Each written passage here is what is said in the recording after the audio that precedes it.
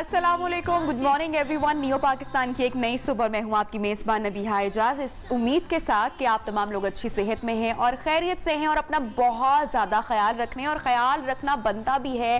कोविड-19 चूँकि यहाँ पर मौजूद है और हमें बहुत सारा ख्याल रखना है, और स्पेशली वो ख़वातीन जो कि एक बहुत ही प्यारी जर्नी की तरफ गामज़न है, वो उन तमाम बहनों को तो मैं कहना चाहूँगी कि अपना और ज़्यादा ख्याल रखें। लेकिन पहली मर्तबा माँ बनना एक औरत के लिए आपकी ज़िंदगी का सबसे हसीन तरीन, अगर मैं कहूँ कि एक्सपीरियंस होता है और तजुर्बा होता है, तो ये कहना हरगिज़ गलत नहीं होगा। लेकिन दुख की बात ये होती है कि इस हसीन से तजुर्बे को, एक्सपीरियंस को हमारे आसपास के जो लोग हैं ना, वो बड़ा एक खौफ का वो बना देते हैं कि अरे ऐसा ना करो वैसा हो जाएगा, वैसा ना करो वैसा हो जाएगा। तो ये जितना खूबसूरत एक्सपीरियंस है, इसको खूबसूरत ही रहने दें, लेकिन उसके साथ साथ अपना बहुत सारा ख्याल पर मैं बार बार फोकस इसलिए कर रही हूँ क्योंकि कोविड-19 है। तो जो पहली मर्तबा ख़वातीन माएँ बनने जा रही हैं, उनके जहन में नॉर्मल हालात में, मुझे याद है कि जब मेरी बेटी हुई थी तो नॉर्मल हालात थे और अच्छे दिनों की बात है। अब ऐसा कहना लगता है कि तब ऐसा कोविड का कोई सीन नहीं था, कोरोना वायरस नहीं था, और तब भी मुझे बहुत सारे सवालात परेशान करते थे, मैं बहुत सारी बातें सोचती थी। तो आज के दिनों में आई एम श्योर कि वो ख़वातीन जो माएँ बनने चाह रही, उनको ज़रा खौफ होता होगा, हॉस्पिटल जाते हुए वो ज़्यादा केयर करती होंगी। एक तो हम इस पर बात करेंगे जो वैक्सीनेशन अब आ चुकी है और हामला ख़वातीन के लिए, या जिनका भी बेबी हुआ है या जो मदर फीड पे, उनके हवाले से हम बात करेंगे।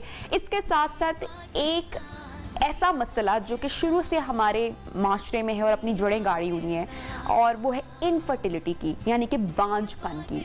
अब बांझपन जब भी हम बात करते हैं, अभी तक बदकिस्मती से जब भी बांझपन का जिक्र होता है तो वहाँ पर औरत को हमेशा बांझ समझा जाता है। ये बदकिस्मती है, मुझे लगता है, हमारी सोसाइटी की।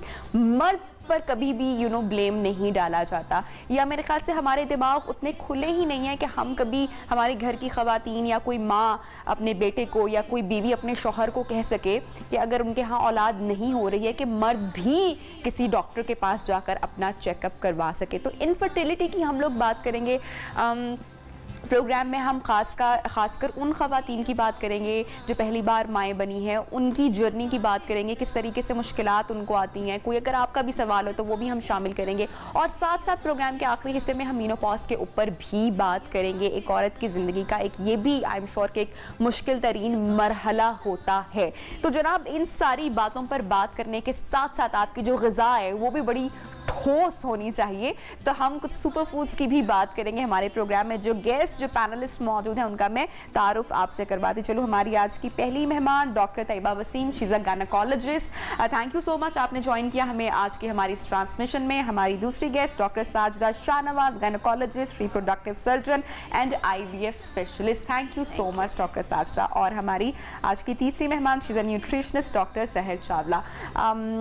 डॉक्टर साजिदा, सबसे पहले मैं आपसे आगाज़ करूँगी। 9 मंथ जर्नी, जैसे कि मैंने प्रोग्राम के आगाज़ में ही बोला कि खूबसूरत एक्सपीरियंस है, लेकिन आसपास की राइट लेफ्ट की बहुत सारी बातें हम चूँकि सुनते रहते हैं तो उसको खौफ का एक बना दी कि अपनी हम आपको बीमार ही समझना शुरू कर देते हैं, पेशेंट। हाँ, पे कि हम बीमार हो गए, अब हम बेड रेस्ट पे चले जाएंगे, अब हम कोई काम नहीं करेंगे। तो थोड़ा सा ज़रा इससे आगाज़ करते हैं, फिर आगे चलकर हम दीगर बातों को भी पॉइंट आउट करेंगे।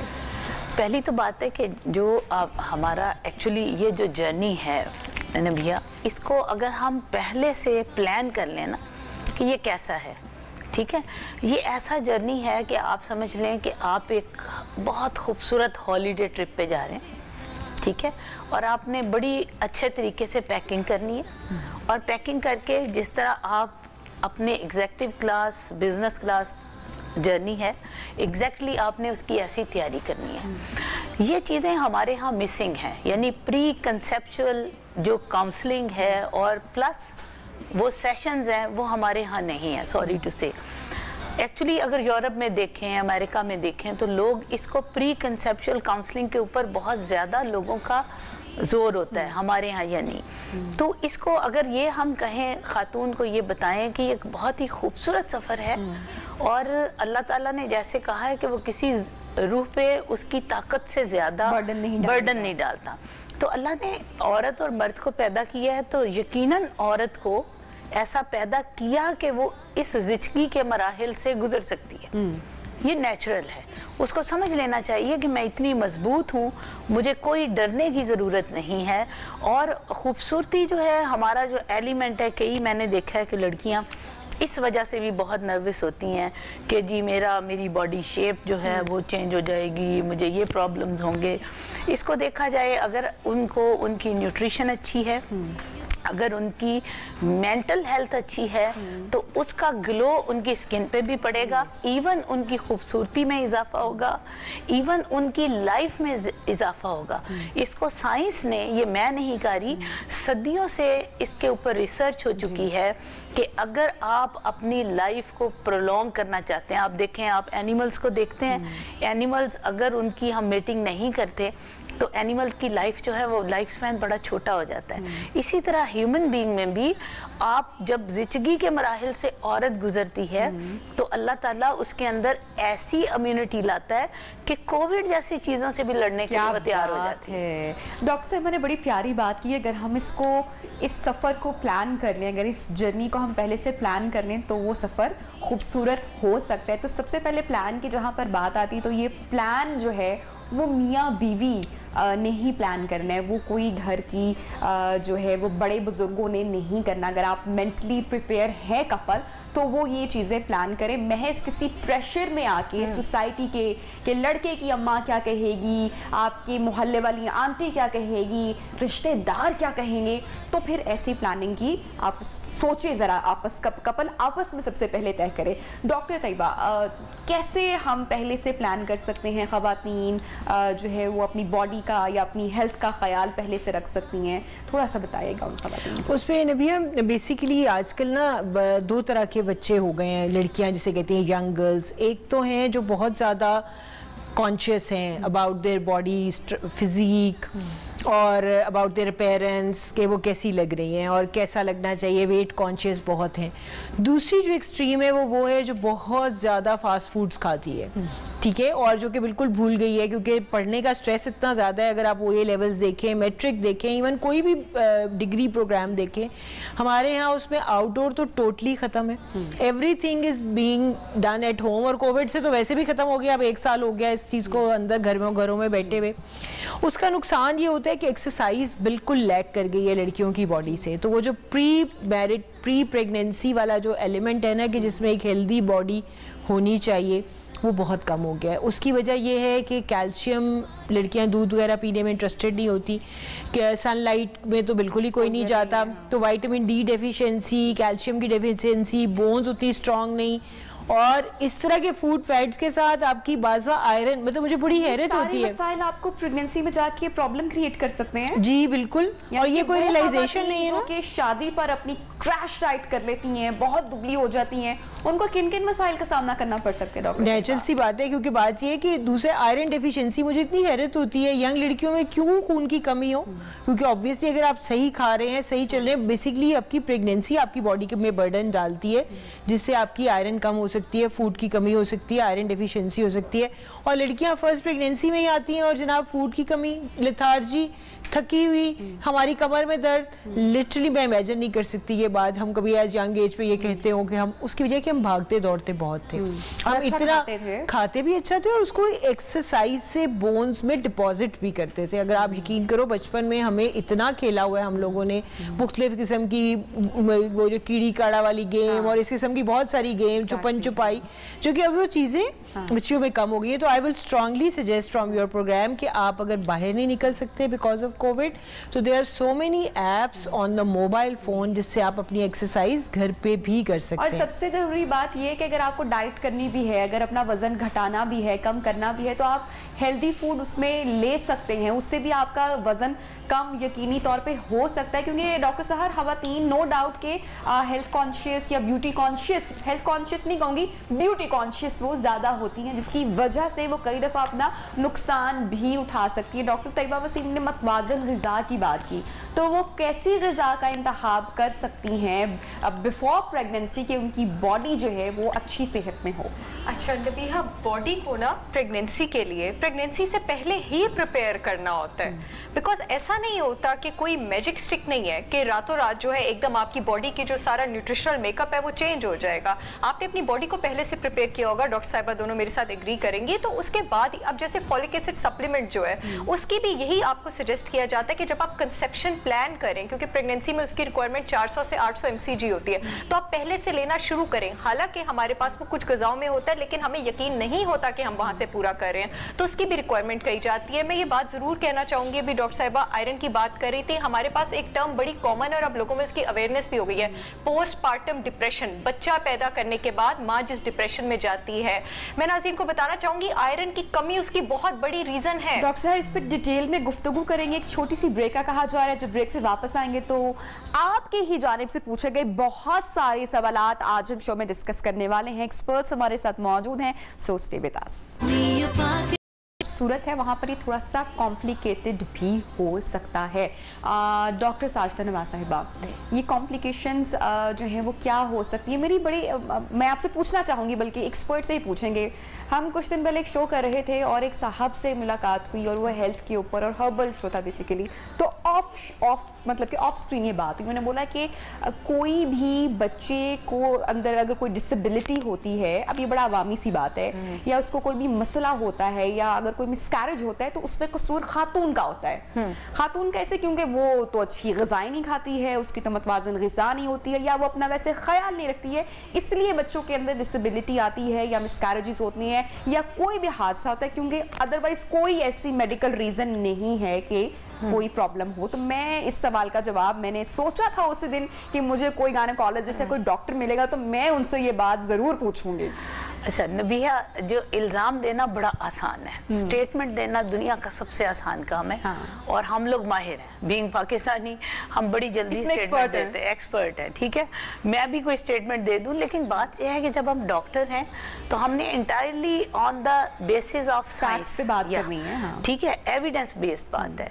जो चीज़ है, डॉक्टर तैयबा भी मेरे साथ बैठी हैं, हम सब लोग इस पे एग्रीड हैं कि नो डाउट औरत की न्यूट्रिशन और उसकी मेंटल हेल्थ और स्ट्रेस बहुत इम्पॉर्टेंट है। लेकिन सिर्फ यही चीज़ इम्पॉर्टेंट नहीं है, इसके अलावा आपकी जेनेटिक प्रॉब्लम, अभी ख़ास तौर पे मिसकैरेजेस के ऊपर जो लोग कहते हैं जी 8-8, 10-10 मिसकैरेजेस हो गई, औरत के अंदर प्रॉब्लम है।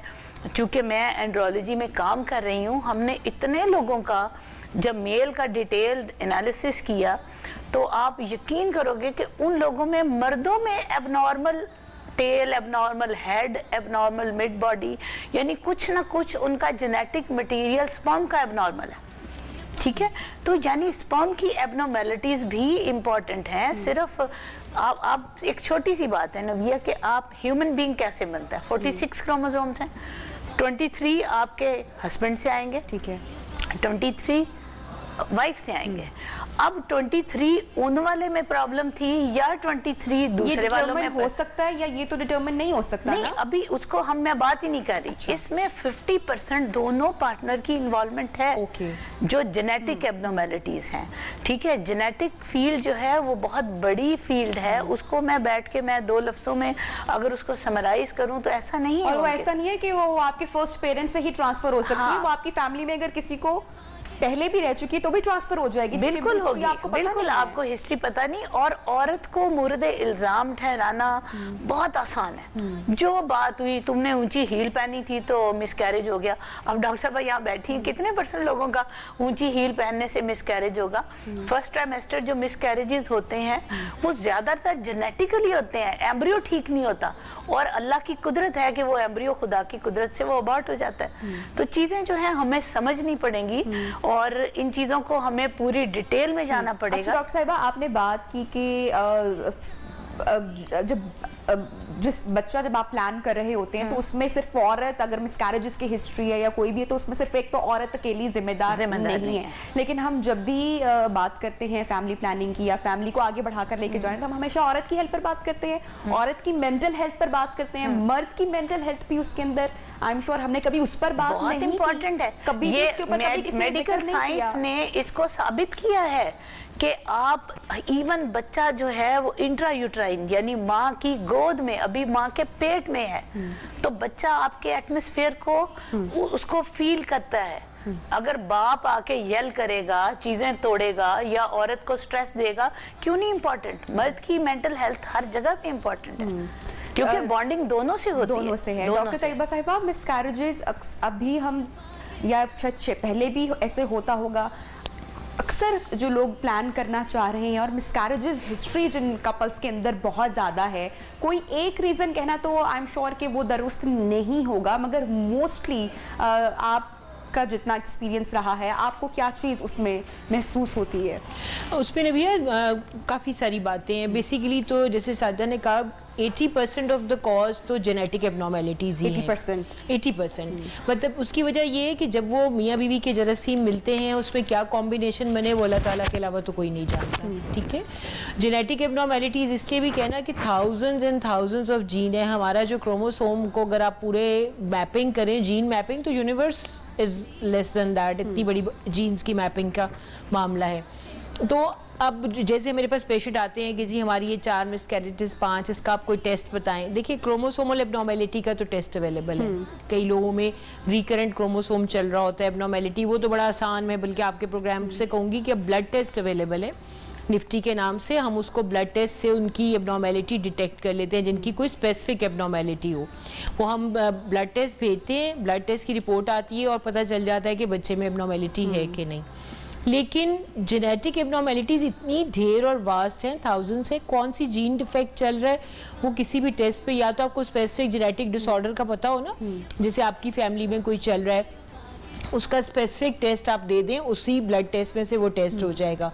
लेकिन आप रैंडम चेक करना चाहें तो मुश्किल है, इतना बड़ा टेस्ट अवेलेबल नहीं होता। डॉक्टर साहिबा, जैसे कजन मैरिजेस हमारे यहाँ होती हैं बहुत ज़्यादा, तो उसमें कोई टेस्ट करवाया जा सकता है कि कोई खुदा ना खास्ता आगे फैमिली जब आप प्लान कर रहे हैं तो कोई बच्चों में किसी किस्म की कोई डिसेबिलिटी या किसी किस्म की कोई चीज़ ना जाए, तो उसके लिए कौन से टेस्ट? उसके लिए नबिया वही है कि आपको अगर आपकी फैमिली में कोई जेनेटिक एब्नॉर्मेलिटी रन कर रही है ना, कोई एक डिसऑर्डर रन कर रहा है, जैसे थैलेसीमिया माइनर है, बड़ा आसान सा टेस्ट है, सबको पता है कि फैमिली में रन करता है, वो उसकी जेनेटिक टेस्टिंग अवेलेबल है। आपने अपना ब्लड टेस्ट कराया, आपको पता चल गया, कज़न का भी कराया, दोनों माइनर हैं, तो देयर आर 25% चांसेस कि बच्चा मेजर हो सकता है। वो आपका ब्लड टेस्ट आप बच्चे का कराएंगे तो आपका उसका डीएनए स्ट्रक्चर से कंफर्म हो जाएगा कि वो मेजर है, तो आप उसे अबॉर्शन की तरफ जा सकते हैं। अब तो गवर्नमेंट ने उस पर बहुत काम किया, हमारी मैडम मिनिस्टर ने उस पर डन लॉट्स ऑफ वर्क, और उसके साथ उन्होंने उसके पूरे टेस्टिंग सेंटर भी बना दिए हैं, चीज़ें चल भी पड़ी हैं।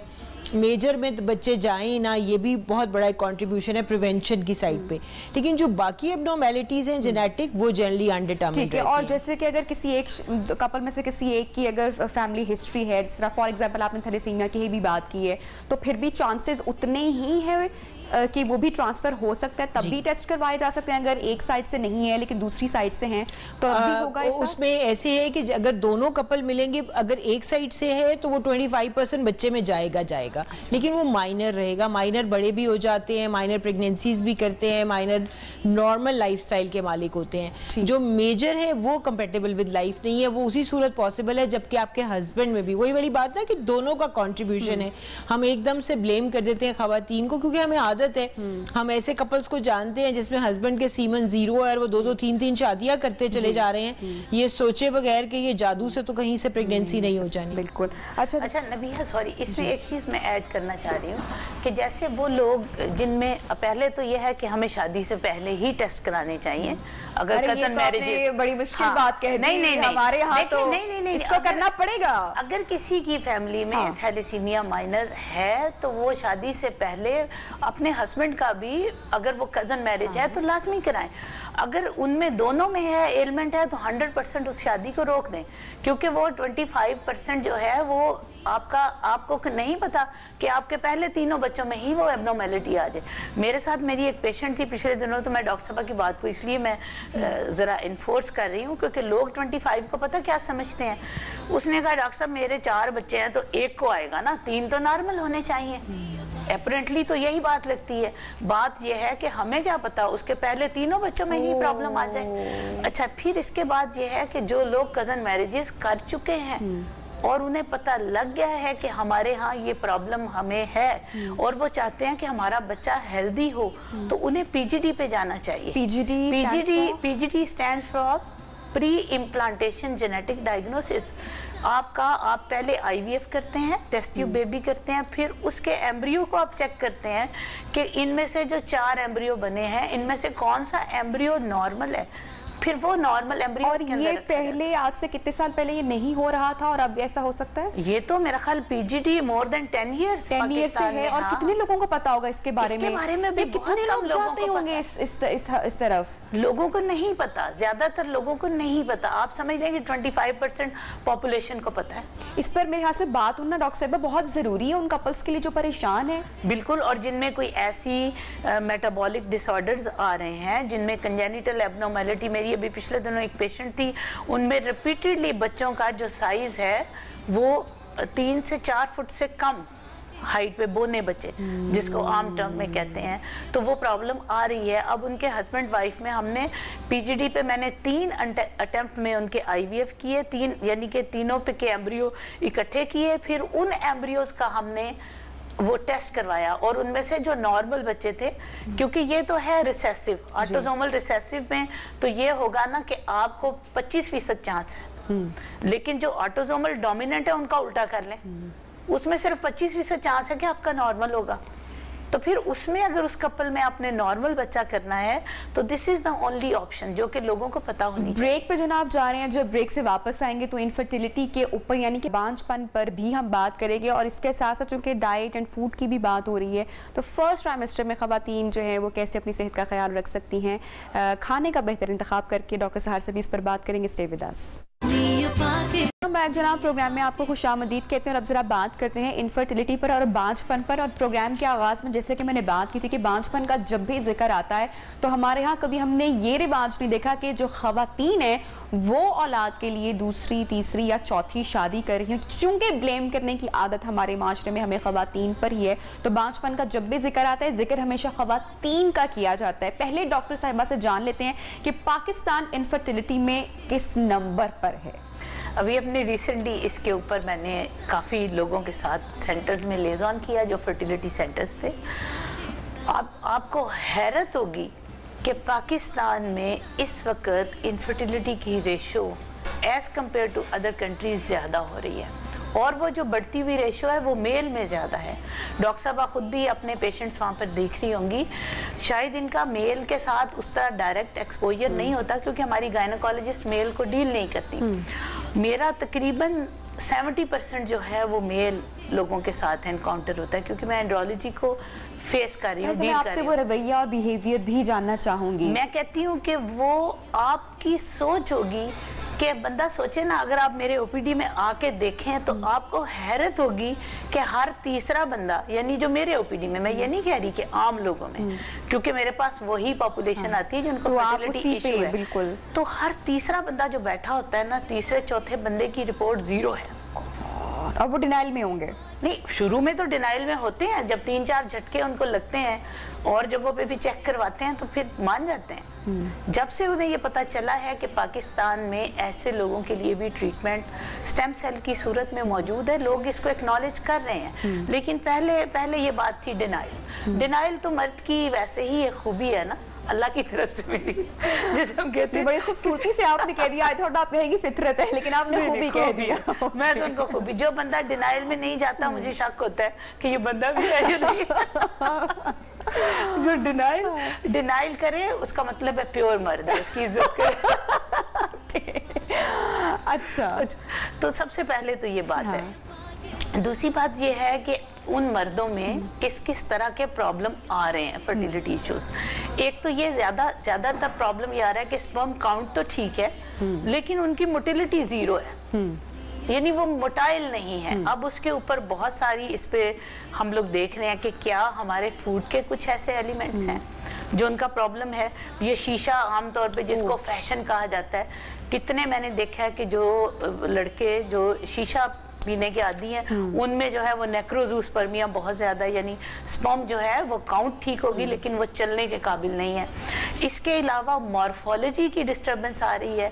مارفولوجی کی جو ڈسٹربنس ہے اس کے اوپر بھی بہت زیادہ، اب میں بھی کیونکہ ہر ٹی وی شو کی کچھ لمیٹیشنز ہوتی ہیں، اس کی ڈیٹیل وہ چیزیں ہیں جو میں شاید ادھر اس کو بیان نہ کر سکوں کہ اس میں بھی مارفولوجی کیا کیا ایلیمنٹس ہیں جس کی وجہ سے ان کی مارفولوجی خراب ہو رہی ہے، یعنی کہ ان کے سپرم کی آگے شناختی خراب ہوگی.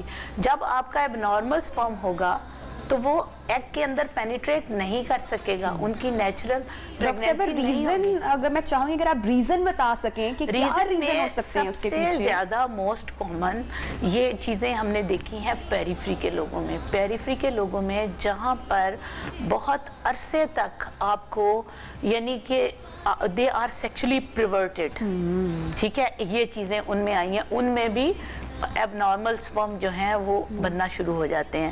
دوسری بات ہے کہ ان لوگوں میں ایسی ڈیزیزز جو سیکچولی ٹرانسمیٹڈ ہوتی ہیں ان میں بھی یہ پرابلم آ جاتی ہے. جب ایک دفعہ عورت میں تو یہ آتا ہے نا کہ اس کو ایک دفعہ انفیکشن ہوئی تو ٹیوبل بلاکیج ہو گیا، وہ ماں نہیں بن سکتی. مرد میں اگر انفیکشن ہوتی ہے تو بعض دفعہ وہ جنریشن ڈیمیج ہو جاتی ہے. جو فیکٹری کا مال، بالکل میں لوگوں کو عام فہم یہ بتاتی ہوں کہ آپ کی فیکٹری ہے، خوبصورت مال بن رہا ہے. ساری زندگی کے لیے کتنا سفر کرنا پڑ سکتا ہے، مطلب آپ کی فیملی کو، آپ کو خود کو.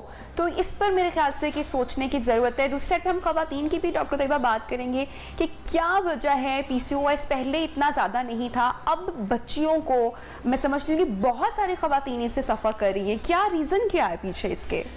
اس پہ نبیہ ایک تو میں ساجدہ کی بات سے یہ ضرور کہوں گی کہ جو سیکشولی ٹرانسمیٹڈ ڈیزیز والی بات ساجدہ نے کی ہے نا، یہ آپ دیکھیے کہ وہ خاتون کو کس بری طرح متاثر کرتی ہے، کیونکہ یہ جتنی بھی انفیکشن ہے نا وہ ہسبینڈ سے آتی ہے. اسے سیکشولی ٹرانسمیٹڈ، سیکشول ٹرانسمیشن کا مطلب ہے ہسبینڈ سے آ رہی ہے. تو ان کی نہ صرف یہ کہ انٹرنل آرگنز ڈیمیج ہوتے ہیں، صرف اس بات کو سرکل کو اگر آپ کر لیں، اور دوسری بات یہ کہ انفرٹیلیٹی بھی ہو جاتی ہے کہ اس کی ٹیوبز بند ہو جاتی ہیں، اس کا مستقل وہ لوور ایبڈومینل پین کی ایک مریض بن جاتی ہے. بیچاری 50 ڈاکٹروں کو چکر لگاتی ہے. نہ صرف یہ کہ وہ آنے والی جنریشن کو تباہ کر رہی ہے یہ سیکشولی ٹرانسمیٹڈ ڈیزیز، وہ عورت کو ایک مستقل مریض بھی بنا رہی ہے. اور آپ کی وائف اگر مستقل تکلیف میں ہے اور آپ کسی ایک عورت کو بغیر کسی قصور کے تکلیف میں پہنچا دیں تو وہ بھی بہت پرابلمٹک ہو جاتا ہے ان دا لانگ رن. اب آپ کی جہاں تک بات ہے پالیسسٹک اووریز، واقعی 1 in 10 دنیا میں ہر 10ویں خاتون اس وقت پالیسسٹک اووریز کا شکار ہے. It's not only in Pakistan, it's world over. بہت ساری پوسٹولیٹڈ اس کی تھیوریز ہیں. چکن والی تھیوری تو بالکل غلط ہو چکی ہے. وہ پلیز اس کے لیے وہ بند کر دیں. ساری دنیا چکن بند کر دیتی ہے. بچوں کے آنسو نکل ہے کہ چکن ڈاکٹر صاحبہ نے ہمارا بند کر دیا. چکن بند ہو گیا، دودھ بند ہو گیا، ایسی چیزیں قطعاً اس کا کوئی رول نہیں ہے ان ساری باتوں میں. جو ایک اسٹیبلش رول ہے وہ ہے ویٹ گین کا. کیونکہ وہی جو پہلے میں نے آپ سے بات کی تھی کہ اب گھر بیٹھی بچیاں everybody is eating out, کیونکہ ظاہر ہے اب اتنی ایزی ہوم ڈیلیوریز ہیں، رات کو 2 بجے شاورما آ رہا ہے. تو ایٹنگ آؤٹ ایک کہ وہ سارے نان ہیلدی فوڈز کھاتی ہیں، فروٹ ویجیٹیبل کی طرف تو کوئی دلچسپی سے آتا نہیں. دوسری جو بہت امپورٹنٹ ریزن اس پہ اب پوسٹولیٹ ہو رہی ہے وہ ہے لیٹ سو کے اٹھنا. روٹین مطلب لائف سٹائل، جو کہ لائف سٹائل میں آپ کا فوڈ بھی آ گیا، آپ کی سلیپ ٹائم بھی آ گیا، آپ کا ایکسرسائز بھی. سلیپ ٹائم نا از انادر پرابلم، بالکل ایک علیحدہ سرکل ہے. اس کی وجہ یہ ہے کہ جو ہارمونز نیچرلی باڈی میں اللہ تعالیٰ کے نظام سے نکلتے ہیں نا وہ سن رائز سے نکلتے ہیں. سن رائز کے ٹائم پہ نکل آتے ہیں. جیسے آپ دیکھیں صبح صبح لوگوں کے کھیتوں میں چلے جاتے تھے، وہ اپنی وائٹامن ڈی بھی لیتے تھے. Best time is round about early morning sunset کا ٹائم. اور آپ کا جو سارے ہارمونز ہیں نا جو آپ کی باڈی کے میٹابولزم کو ٹھیک کرتے ہیں وہ سارے مارننگ ٹائم نکلتے ہیں. رات کو کوئی ہارمون نہیں نکلتا اس شورمے اور پیزے کو ڈائجسٹ کرنے کے لیے جو آپ رات کے 2 بجے کھا رہے ہیں.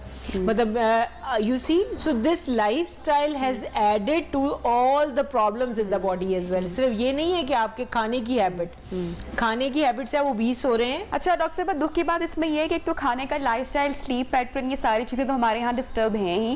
دکھ کی بات یہ ہے کہ ہمیں ریلائز بھی نہیں ہو رہا یا ہم اس چیز کا احساس بھی نہیں کر رہے.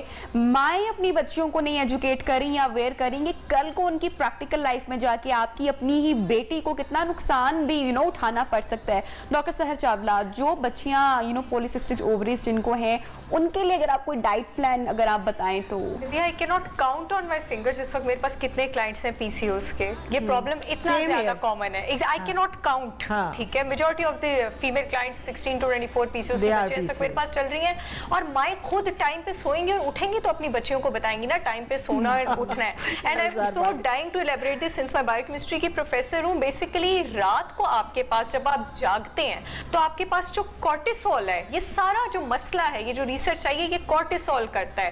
12 سے 2 آپ کی باڈی کا کورٹیسول کم ہونا چاہیے اور آپ کو ڈیپ سلیپ میں ہونا چاہیے. اب ہوتا کیا ہے, جب 12 سے 2 آپ ڈیپ سلیپ میں, ہمارے یہاں پہ تو انسلٹ ہے, بچیوں کی میمز خراب ہو جائیں گی, ان کی فرینڈز میں بےزتی ہو جائے گی اگر وہ 10-11 بجے سو گئی, وہ ممی ڈیڈی کہلائیں گی. And how could they be called like that. ٹھیک ہے, اب 12 سے 2, اب یہ میں سرکیزم کر رہی ہوں, یہ میں آپ کو شاباشی نہیں دے رہی. ایگزیکٹلی. اب ایسا ہوتا ہے کہ جب 12 سے 2 آپ جاگتے ہیں, آپ اللہ کے نظام کے اگینسٹ, آپ نیچر کے اگینسٹ جا کے کبھی جیت نہیں سکتے, یہ میں آپ کو بتا دوں.